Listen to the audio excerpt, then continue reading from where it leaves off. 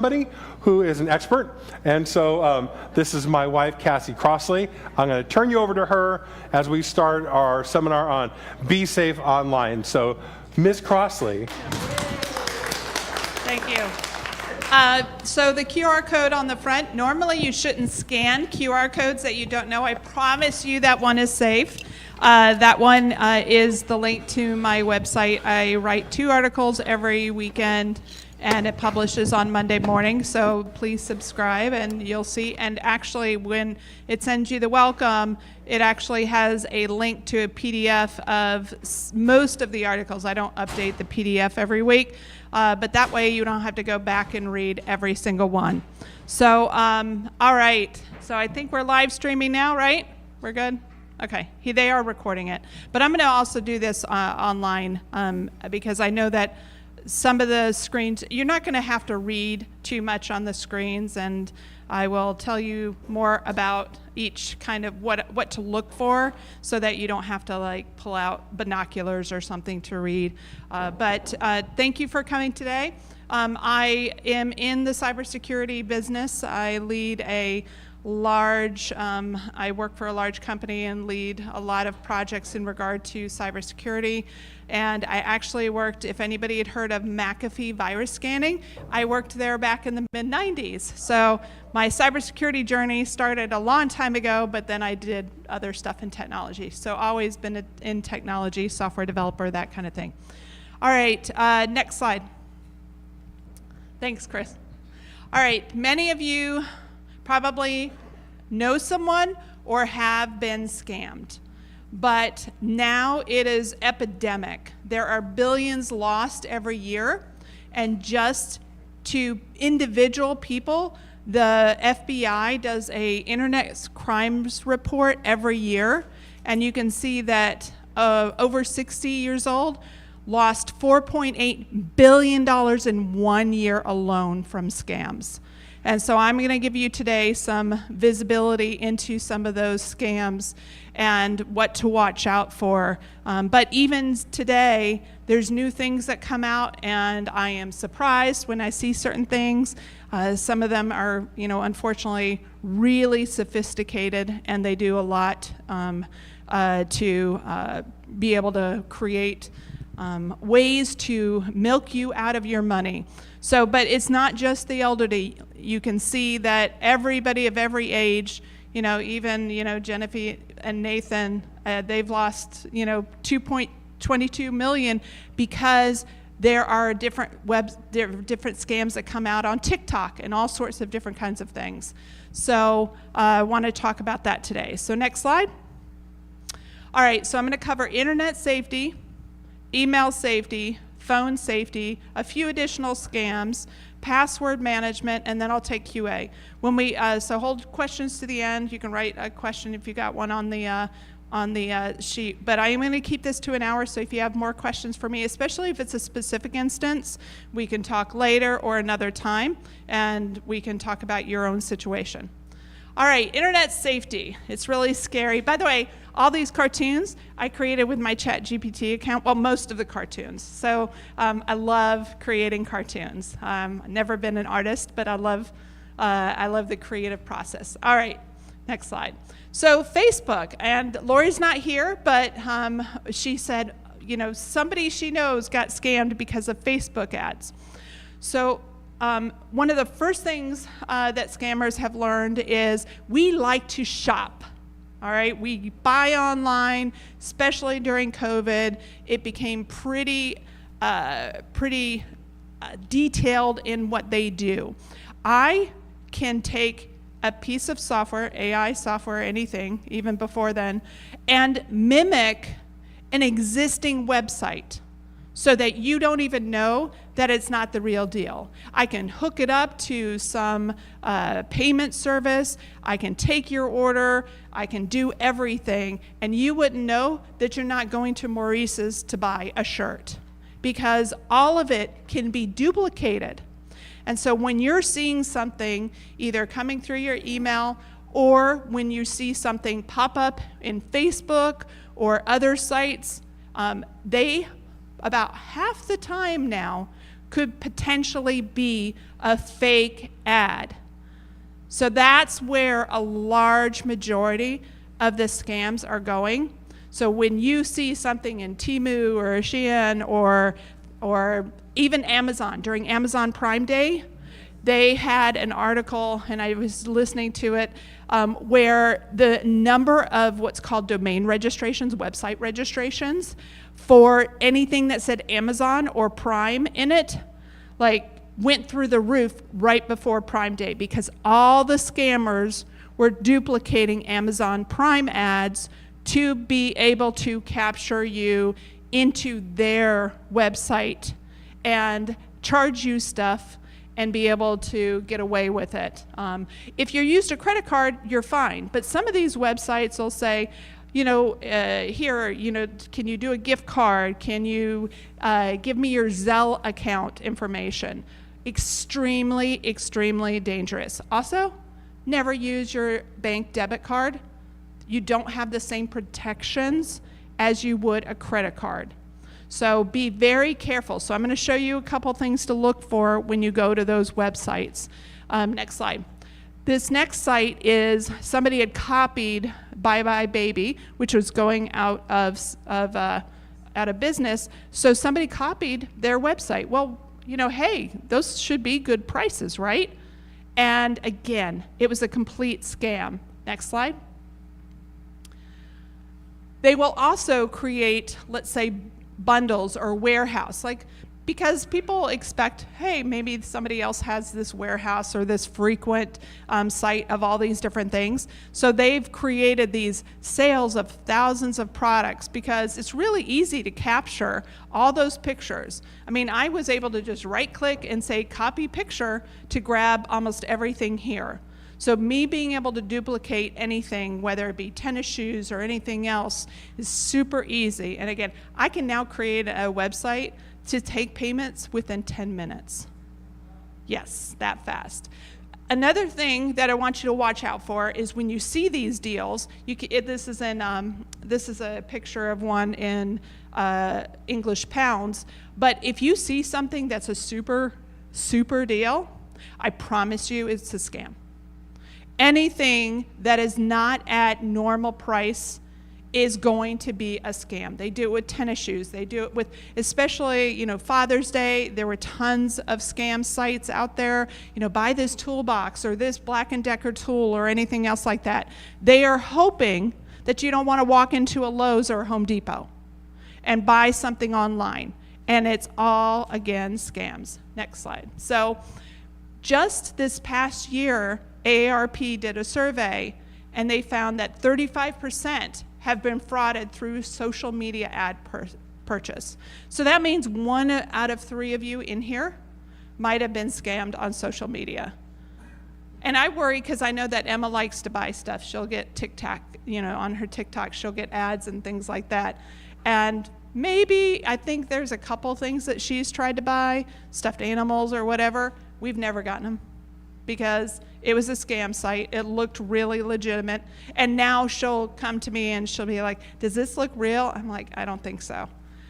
Next slide. So I've given you, and these tips are on the sheet, so that way you can have them later. But one thing that they may do is, let's say it's you want a Versace outfit or, a Gucci bag or something like that. They'll mimic, like I said, those stores.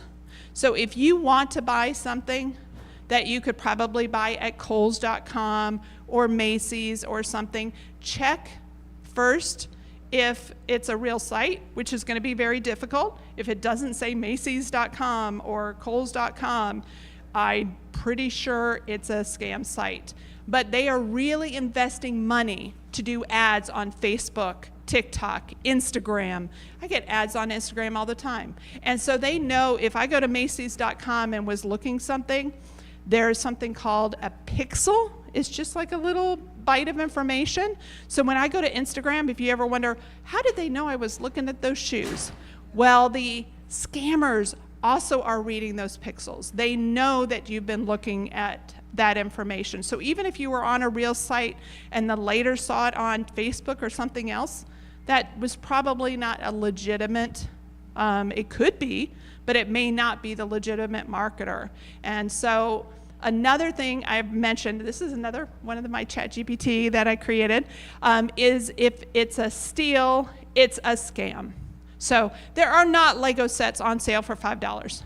If it's less than what you can find at Costco or at the, let's just say, at the clearance rack right there in the store, it's definitely a scam. Next. All right, so this one will be hard to see, but this says Amazon with a second N. So the website registration systems, they're trying to help the major companies to keep these scammers out, to keep them from creating websites. But there's just too many of them, and it's happening every second. So they'll add another letter. They'll add something that looks unique. I'll show you in a few minutes. But they will add stuff to make it look like the real deal, like AmazonPrimeNow.com, right? Or they could change a letter, right? It could be Amazon Prime, but it's PRLME. And so they're doing all these nasty techniques. So you have to be really, really careful. And, you know, from a recommendation is go into a new, different browser tab or something and type the address on your own, like Kohl's.com. But make sure you type it correctly, because they also register fake names of mistyped words. So let's say I was searching for Kohl's and I accidentally did COHHLS. Somebody's probably registered that because they want to fake you out and think you're hitting the real site. Here's a couple other examples. Just on the top left, that means a secure site versus not secure site. I'm not going to go into a lot of detail on that. But what that means is when you type an address, you probably always wonder what that means at the top. When it says HTTPS, that means secure. It means that some of the information that you send over is encrypted, which means it's hidden so other people can't read it. But if you ever see a browser warning come up, because now the browsers are pretty good about it, and they'll say, this is an insecure site, that's the difference, is it doesn't have the S. So anytime you see, this is an insecure site, always question it. There's a couple websites that I go to that have not, they're from like the 2000s, and they don't have this S on it, so I know that they're okay because they've been around forever and I know them. Oh, not done. And so on the website URLs, so when you're looking at these things, I want you to really pay attention, and I'm going to go through it a little bit more, but that PayPal, PAIL.com, not a real thing. So it's very important, especially the sites you frequent, that you want to use, save them into your browser so that you can get to them without having to do a search on Google every time or in other systems. Because this is the #1 technique for them to be able to get you to some other site to capture some kind of money. All right, email safety, another one I created. We are always getting inundated with emails. I get several hundred a day. All of us now have spam folders. Just a raise of hands, who uses Yahoo Mail? Okay, a couple. Who uses Gmail? Some of you may have some both. All right. Who uses some other system, like with your internet provider or some other for your emails? Anybody? Oh, you got a couple? Okay. So most of the internet systems, whether it be Google or Yahoo, their spam filters have been improving over time. But yet still every day, I get a couple emails that land into my main folder that are spam. All right. Sometimes it could be somebody hijacking somebody else's email. All right. And one of these examples will show it. Sometimes, like on this one, they're trying to evade the spam filter because that's not a real M, that's not a real N. So we have something in technology. You've seen all the little emojis and different characters that you can do over time. They use this to avoid and evade these spam filters. So this one came into my real inbox just 2 days ago. And it is definitely a scam. I get lots of ones that say State Farm and a lot of them that say Home Depot or Orchard. So obviously there's probably somewhere that has my information that knows I use State Farm as an insurance. And so if you're seeing a lot of scams that are targeted more toward you for a vendor that you use, it's probably because there's been a data breach and they know that you use that service. But sometimes they're just trying it. Like I used to get Bank of America once. I don't have a Bank of America account. I never had a Wells Fargo account. But they are hoping that because, I live in the US, that I have one of these primary accounts. And so they're using it. So a lot of the spam filters are looking and trying to find what looks like spam, but AI is making it so much harder for them. They're trying to figure out, is this one, is that? So eventually, like in another week, it'll probably learn, because I'll click the spam button to make sure it doesn't send it, but it's going to continue to use all these unique characters to try to avoid it. Next. All right. So one of the things that I do, really for your purpose, I can see an email and generally, I know it's spam because I haven't been waiting for it. I don't trust it. And even when I get something that I'm not quite sure about, I look at this one. So this says it's from admin@hi.windmalls.co.in. Well, I know that IN is a India registered account. So I know that that last point is India. So the rest of it is actually the website name. Not ready. Okay. So what I do, whether you're on a phone now, most of the time, in your phone, you can see who the sender is. If you're on your Yahoo account, you hover, you just hold your mouse over it, and it'll show it to you. If you're in your Gmail account, it'll show the address. All right.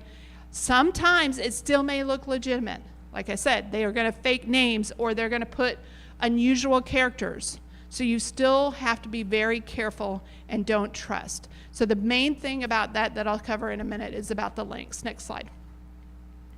All right, I just got this one again the other day. And it was in my spam folder, so Yahoo Mail caught it. But see how it knew part of my email address? I blocked it out. But it's looking for urgency, so I'm going to talk about that in a minute. Next. Bank of America.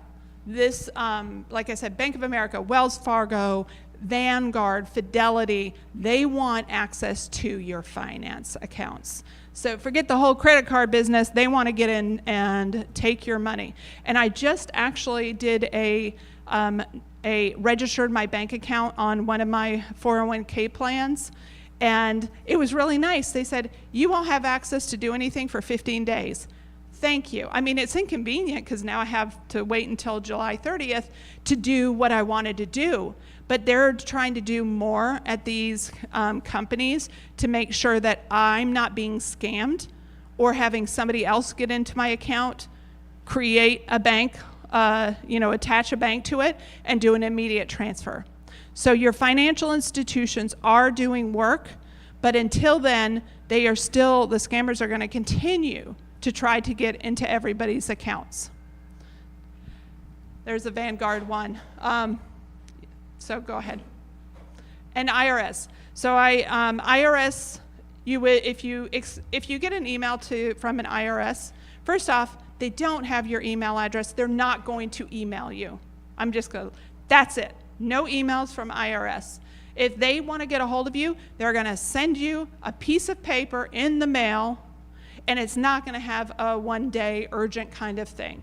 So same with tax boards, same with county governments, anything like that. They do not have that, or they would likely have a secure messaging system to be able to get into it. Next. So I want you to know how many spam there is. Half of the emails sent daily are spam. And so all that spam, now some of it's like legitimate kind of business spam. I get a newsletter, my work spam filters pick it up.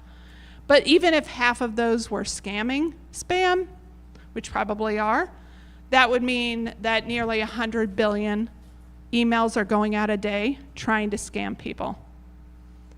So email is just as dangerous as all those ads. All right, so safety tips. Everything in your email is not legitimate. I think that makes it clear. They can still get through. So I mentioned the hover and click, or you use a drop down to look at the address. This one, Brazil. It looks like a valid website. It probably is. Chris Will probably got their email hacked. Now that doesn't happen a lot, but if a company had created their own email server, somebody probably compromised that. Remember, maybe a decade ago, you used to be, people would get their Yahoo emails hacked and everything like that. That's harder to do now because they'll want to get your phone number and make sure you send you the text code. So if you have any emails that have urgency, they want to make you scared or emotional, or they're demanding that they do something, it's a scam. Absolutely. You will not, again, receive any kind of normal email like that from anybody. Next. All right, so as I said earlier, the links are even more tricky as they go along. So this is a pretend one, RussianMafia.ru, steal your money, for God's sake, don't click. All right? So you can tap over and hover over links, and those have to, but if you're not an expert, you're still not going to know. I mean, I've hovered over ones that look almost like the Amazon one, right? I mean, they're so sophisticated now. So don't click on links in email. For the very few things that I need to click for, what I then do is I will look at it very carefully. I will copy and paste it into another browser tab just to double check. But it's probably 1 out of 100 that I'll actually click on a link from an email because I just don't trust them, and neither should you. The last piece of this, next, is that sometimes, go ahead. Next slide. I'll cover one of them in the phone safety. All right, I gotta read the cute slide. Okay, so when you get a phone call, and I'm gonna cover a little bit of that, but mostly about the text piece, AIs can now call you, right? We've had robocalls forever. Not a problem. They are getting so sophisticated. There's an AI service called 11 11 something, that actually can create interactive agents to talk to you on the phone. So when you call something, a lot of these big companies, those aren't going to be real people that you're talking to. They're not going to be click this. They're going to be interactive, and you're not going to know. And so we've got all these now laws. You're not supposed to get robocalls or whatever, but somebody in a foreign country is going to be able to evade all of those robocalls. So Verizon, AT&T, all of them, T-Mobile, they're working to try to identify scammers so they don't get through, but they still can. So this is an example of a farm in China where somebody is managing a bunch of phones to do romance scams. They could be doing all of these kind of scams that I'm going to show you in a minute. So there's people set up. There's been recent raids and arrests in Cambodia. There's some in the Philippines. So, and in Asia, they're using it to make money. And a lot of, especially in Cambodia, people are enslaved where they're actually doing this as a job and forced to do it. Next slide. All right, this is a message I got. This is something that I'm sure you're getting every day. You get a text that says hello, or you get a, hi, it's Tina, is this Tina's number? Okay, so this scam is so that you can respond back to that girl we just saw, and she will start interacting with you. And some places now have AI bots that do this. And so they want you to be like, oh, is this George? Yeah, it's George. This is my new number. Or they want to develop a relationship with you. Whatever you do not answer them. It might be somebody who even says, "Hi, Grandma, this is, Cassie. This is my new number." It's a scam. If you get something, not yet, if you get something like this from a phone number that you don't recognize, contact someone else you know and ask them. So if I got a message from my mom saying, "Hi, this is your mom, this is my new number," I'm going to call my grandpa, I'm going to call my sister, I'm going to email my mom, I'm going to do something like that saying, she didn't tell me she was getting a new phone. I don't trust this. This happens on Facebook when somebody copies somebody else's account, but it really is happening every day. I'm getting these. And there's some other different text scams. So delete and report junk, or if you're not quite sure, because if you never answer back, they probably will never send you another text message. But as soon as you answer back, you're now put into an account that they know that you respond. So they're going to send other kind of scams your way to that phone number. Next. Who's gotten the toll pass scam? Yeah, everybody. You know it's a scam, right? I mean, it's in the news, it's everything like that. It's a scam. The toll pass company does not have your phone number. I've got registered toll passes. They have my email address, right? They're not going to text me. They've got all these warnings. It's a scam. You may have unpaid tolls, but check your toll pass system and not that scam. Next. All right, so the wrong number scam, the unpaid tolls, fake package delivery. Who's received the USPS scam ones? Yep. And it still catches people every day. They wouldn't be doing it if it wasn't making them money. Phony job opportunities. I actually get those on my work one because my phone number was registered with my Dice account, or maybe they're downloading something that says, because my phone number's spread out into the ether world. So I get phony job opportunities and fake fraud alerts, and like Chase, your credit card has been compromised. So now when we get the, press 1 or 2, first off, I never clear out that text thread that I have with Chase about fraud alerts, because that way when I get another one, I know it's in a legitimate thread.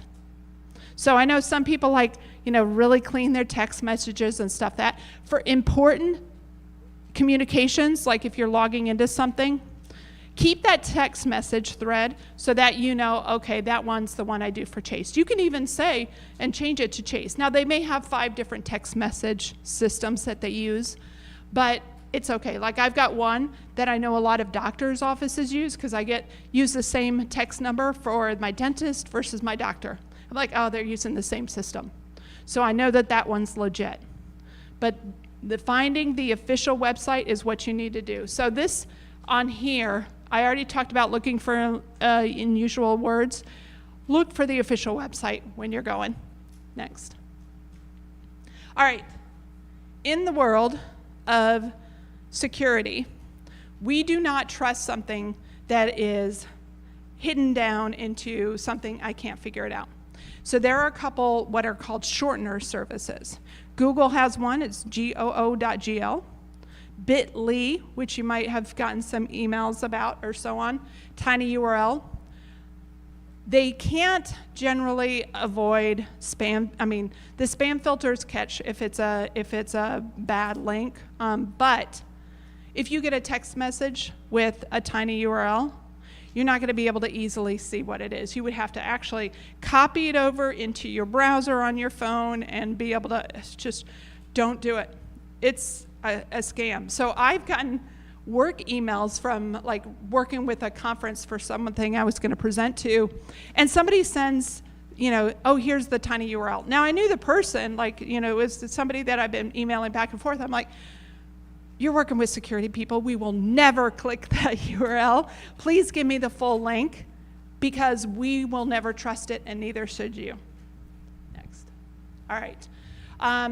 Foreign numbers. Foreign and phone numbers. When I am getting some of these texts, they may have an Indian area code.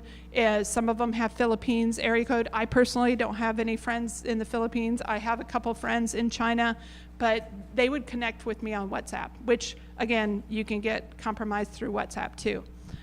But no matter what, I don't trust them. If I need that person, they're going to reach me through email, through an email address I already have legit, or they'll reach me through some other method that I already have, communicated with them, whether it be LinkedIn.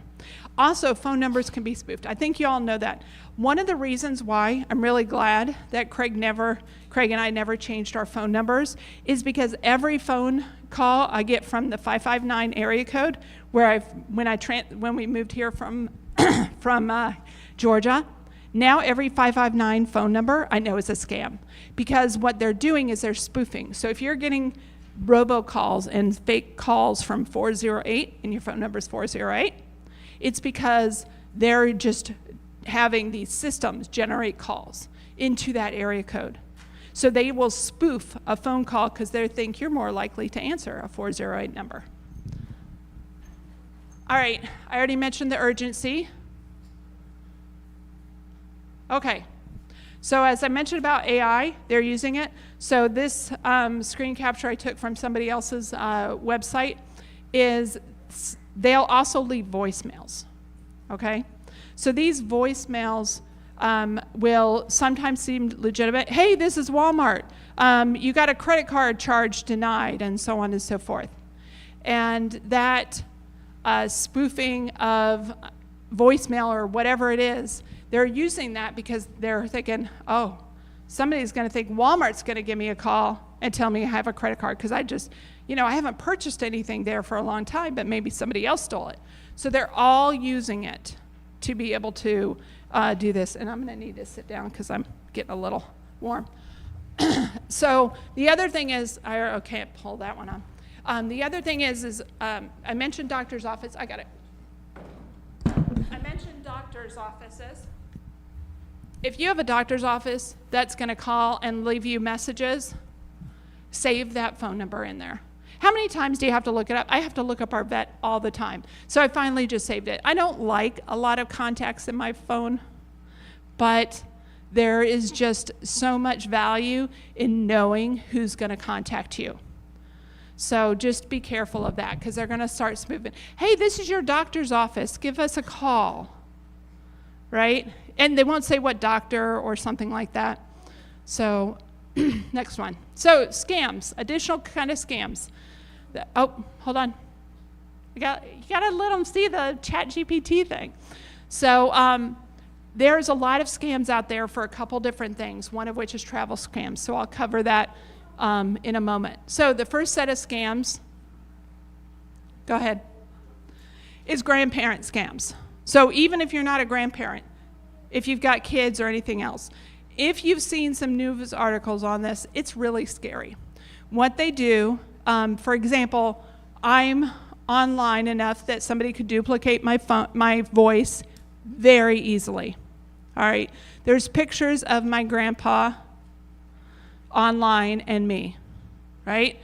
So my social media has enough information between Craig tagging me and, me posting things, and with the girls, you can go back and see, Emma and Eve and things like that.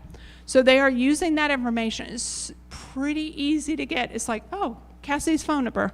All right, next thing. Let's actually, oh, sorry, not next slide.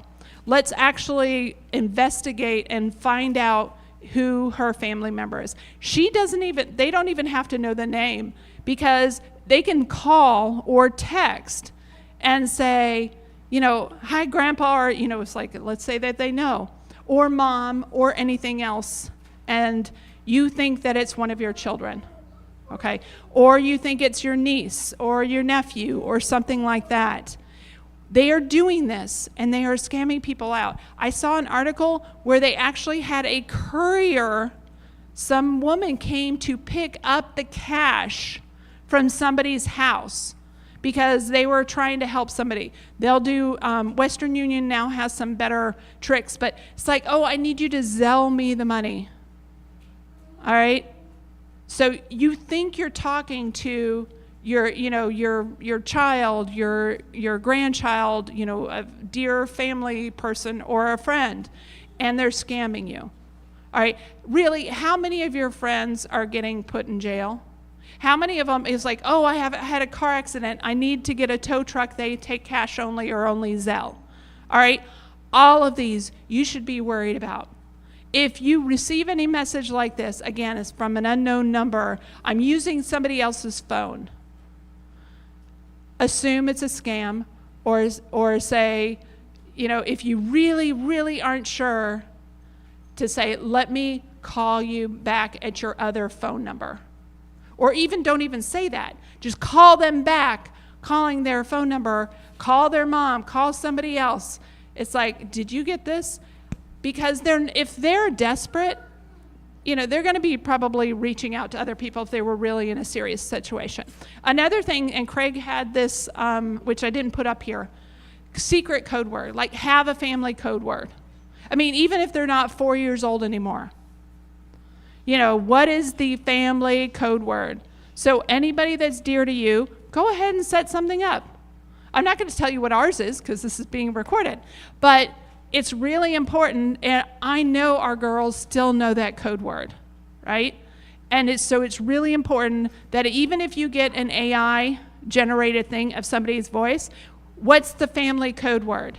And if they don't know it, then they've been faked. All right. Romance scams.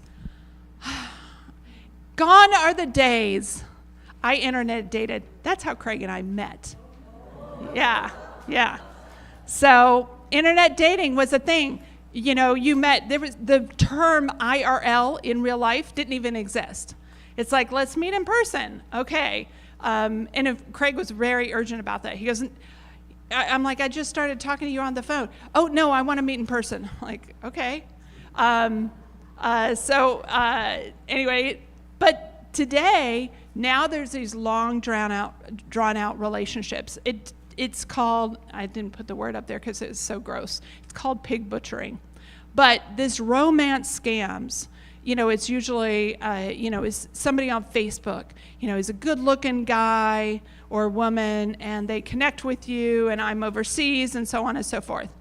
You are not going to meet the love of your life on Facebook through a text message or anything else. So please do not do that.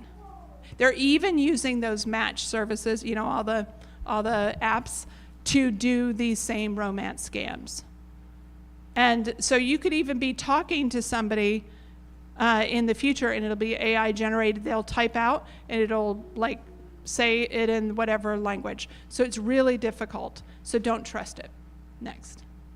Travel scams. So this is a big one, especially summer or something else. If you are now, even Airbnb has a problem where if you go on their website, people are posting up fake sites. They'll copy somebody else's picture, and you show up, and there's no location, or it's somebody else's house, or something like that. So you have to be very careful. They were creating fake travel sites. They're creating fake itineraries. People purchase fake plane tickets now, and you show up at the airport, and there's no flight, and you have no way to get where you're going. So if you are planning to book something, there's a couple main travel sites, but you have to be careful. And especially even if you're using some of these other sites, there's scams going on. So look at their web pages and say, what scam should I look for? If somebody is they've got 20 different reviews and it's been over a couple years and people have commented, that would be fine. Brand new listings, things like that. Or it's like, we've got just some, it just opened up and we usually don't rent this out. Those are all scams. So be careful. Next. All right, password management. So before we go to this, I didn't do a slide on it, but I have some examples of password books because I know some people like to write the passwords down, which I'm fine with. But They better not be like that, like Dragon 1, Dragon 2, Dragon 3, Dragon 4, all right? Or 19 or 2025 or whatever. So all of those, first off, I was a Yahoo email user too. And they lost their entire email address database a number of years back, which means that the password that you used on Yahoo, if you used it anywhere else, was also compromised. But lots of systems have been compromised over the years. And having unique passwords is very difficult. So even if you use a routine like Crossley 123, Crossley 234, Crossley 456, they're going to figure it out. Because if you used it somewhere and it got breached, they will use variations of that with that email address that they figured out what your email address is. So it's out there. Next one. All right, so I'm going to start with passwords and phones. Do not raise your hands. But if you have a password code that is a simple set of digits, or just like this is the same thing we were taught when we got our ATM cards, right? Don't use the corners, don't use simple things. Same with your phone. If you don't care about the security of your phone, just turn the password off. Someone in my family I saw use their PIN, and I'm like shocked. I'm like, what are you doing? If I stole your phone, that's like one of the 8 combinations that I would try first. So I wrote an article on how to change your password for that person. So there are built-in password managers. You can use this kind of system. The problem is if you have to access something by your phone, if you have to access it by your computer, are you going to carry it around every day? You know, it is a bit of a struggle. I know there are people who put their passwords in a file on their computer. So if you ever lose or your computer is compromised, they're looking for a file that says passwords. I mean, that's the first thing I do to get into somebody's computer is I would type in the search bar password, all right? Because that file, to get to your password file, is probably not password protected or encrypted, all right? It's easy to get to. My mom prints out something and puts it in a specific place every month so that we have a copy of her passwords. But if somebody gets into her computer, they're going to have a copy too. All right, so there's 3 built-in password managers. If you're an Apple user, some people are using the keychain feature. It's very secure. Google Password Manager if you are an Android user and you use Chrome or Chromebooks. The Google Password Manager is good. Not the browser password, I should have put that in. Chrome there's some features in some of the browsers where you can save it into the browser itself, and those have been hacked. People have gotten to them. They can be compromised. But the actual Google Password Manager allows you to use that password system between the different things. And then Microsoft OneDrive, it's a bit harder. I put it up here, but I don't know anybody who uses it. So they're usually Apple or Google, or writing it down, keeping a file on your computer, or other password managers. So I don't recommend LastPass. Their entire password file system got hacked a couple years back. So if you used LastPass at any time, every password that you had was compromised. So I don't recommend them. I personally, as a family, we use Keeper because when we needed to share passwords long ago, before Apple Keychain allowed me to share stuff with Craig, before, because some of our passwords are like Netflix, right? So I needed it, the kids needed it, we all needed the password, and if things change, we would need to be able to get it. It's not an easy like Netflix, 1, 2, 3 password. So it's complicated and quite painful to type in when you lose it, or go somewhere and you want a Chromecast or do something on a hotel TV. But having it in Keeper allows, Craig and myself and the girls to be able to access it. All right? So if something happens to Craig and I, the girls know how to get to all of our passwords. We probably have 1,000 different passwords in there. And some of those are old, and I go through the cycle. I also paid extra for the feature, which now Google Chrome has it a little bit, is that it'll tell me if that password has been caught in a breach database. So there are still a few of our passwords, I was cleaning them out last week, that are really old, that for services I no longer use or I didn't care about, but yet they were still using passwords that have been breached. So I've been cleaning those up. Craig's got a bunch to clean up too. So, wait, hold on. So all of these are fairly good. NordPass, Proton Plus, 1Password, Dashlane, and RoboForm. A lot of them have free versions, but now that Google and Android has kept up to date and add a lot of features, you probably don't need a third party, but it's good if you have kids and want to share. Or if you have like a best friend or somewhere else, or if you've got it as part of your will. Because what you have to do then is just keep one, super secret, keep one master password memorized and written down for somebody important. All right, that's it. So I can get to it on my phone, I can get to it on my computer, I can log in. And it's encrypted. Even though it's in the cloud because it syncs it up, it's encrypted. Keeper can never access it. So if I lose that password, it's gone forever, ever and ever. All right, there's something new. I wrote an article about it. I'm not going to go into super detail. So you now are probably getting a few times where it says, do you want to create a passkey for this?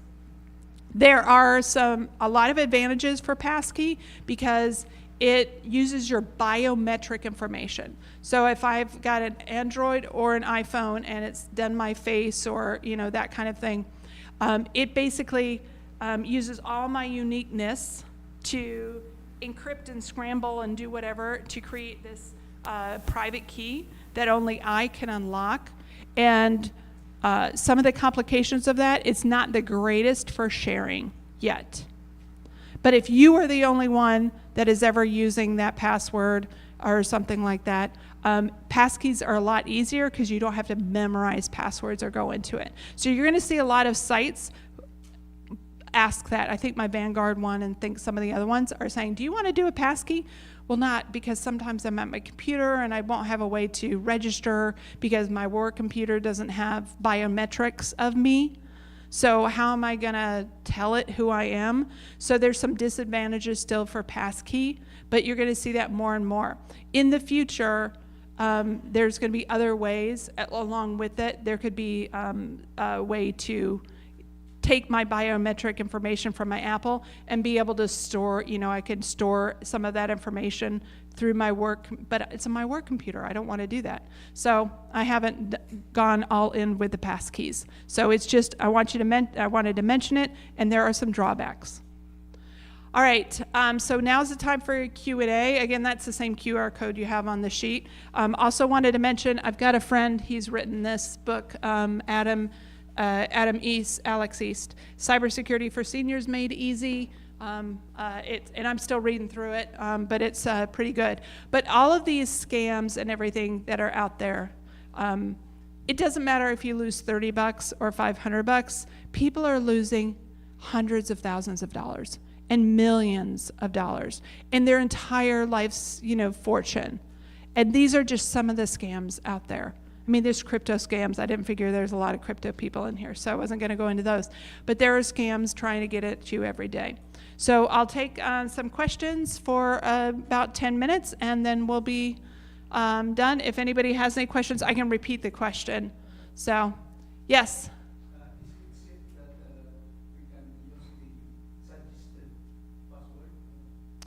Yeah, so the question is it safe to use the suggested password?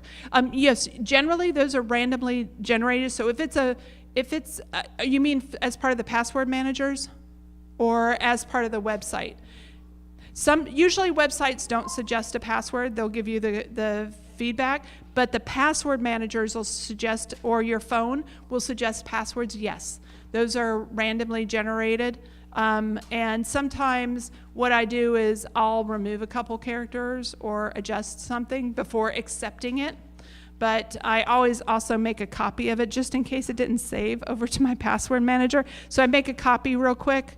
And so, yes, you generally are safe with that because it's randomly generated, very unique. I know on my system, I just hit like it's a picture of a dice and it'll regenerate it if I want something else. But yeah. So, is that what you were asking? Do you know?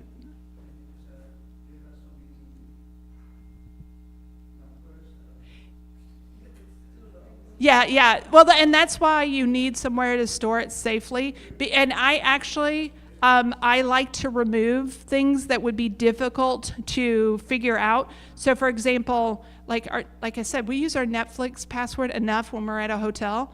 I don't want it to have, is that an L or a 1? So I actually will inspect it. Like if I'm ever going to have to type this, like Disney Plus or Paramount or something like that, I want it to at least have letters and numbers I recognize. So I don't want to be confused if that's a 0 or an O, but generally the generated ones are good, and you want complex passwords so that it can figure things out, but not the same thing every time. Like if you got a habit of always adding an exclamation point at the end, that's probably going to get out there. A lot of people use exclamation points and dollar signs, by the way. Yep. So, yeah. So what about using PayPal to make payments? Yeah. And sometimes my wife uses PayPal for a lot of the sewing she does. Yep. And she uses a debit card. Uses a debit card. Okay. But there's supposed to be that, they're not supposed to get this. Right. So the question was, what about paying with PayPal and the PayPal account is registered to a debit card? So as long as you're sure that the PayPal site is legitimate, then it's fine. Hooking it up to, because generally PayPal will have like all these conditions set up. If somebody is saying, I'm going to send you a PayPal link like that, that's, unless you know the person, that can be sketchy. If you're on a website, that's different. But there are some ways that you can do PayPal, but hooking it up to an ATM card, again, if something happens and somebody recharged something to that, let's say, they did $50 and then, 2 hours later they did $5,000, it might be really hard to get that money back. So it just would depend on the security of the site. So I know you pay less, I think, with PayPal if it's connected to a bank account, but maybe if you're not sure of the person, you can always pick the one that may be connected to a real credit card, if you're not sure. Otherwise, yep. Yes, yeah. As long as you got that quilting site bookmarked, yes, yep, then it would be fine. Yes. I'm sorry? Uh-huh. Yeah. Yes. No, I wish. You're actually not seeing all the spam email that's getting to you. There are thousands and hundreds of thousands of spam email that's probably being sent to you every day that the system's already avoiding. So the spam, you should have spam filters that are working okay enough. They've gotten better, but that spam email, so I don't know if everybody does this, but you should have a email dedicated to private matters and friends and family, and like your bank account, really secure things, and anything, newsletters, you go to a shop, Macy's or whatever, and you give an email, use something that you don't care that it's going to have in there. So you really should always have 2 emails, maybe even more. So if you're getting too much spam and family members, same thing. It's like, I'm getting so much spam, I can't see my family. I'm like, it's time for you to create a family email address, a new one, and just let that one's lost to spam. So if you're seeing so much spam you can't see the real stuff, create a new account and don't use that out in public. So, got just a couple minutes left. Any other questions? Oh, yep. A lot of times we get phone calls, you hear that little ping noise. Is that an indication that it's one of those banks phones? It's more of a recording, but yes, it's a bank of calls. The robocall, they're looking for some level of a human on the other line. You know, back when we used to have voicemails all the time and such, and phone machines. But yes, it's either a live person and it's connecting them to you, and so there's certain tones that will save them money, because remember those old tape machines and voicemail machines? If it did that tone, it would stop recording. So they wouldn't even waste the time to do it. Sometimes there's different tones. So that's the old, digital system, or the old analog phone systems. But that's why some of them still do that. So at the beep. Any other? All right. So if you ever have any questions or anything personal that you want to chat with me about, or something you're worried about, let me know. And whenever I see scams or any kind of concerns, that's what I use for the newsletters each week. So if something comes out, I appreciate, definitely let me know. And you're welcome to look at the books and see if you want to write down your password. So, all right. Thanks.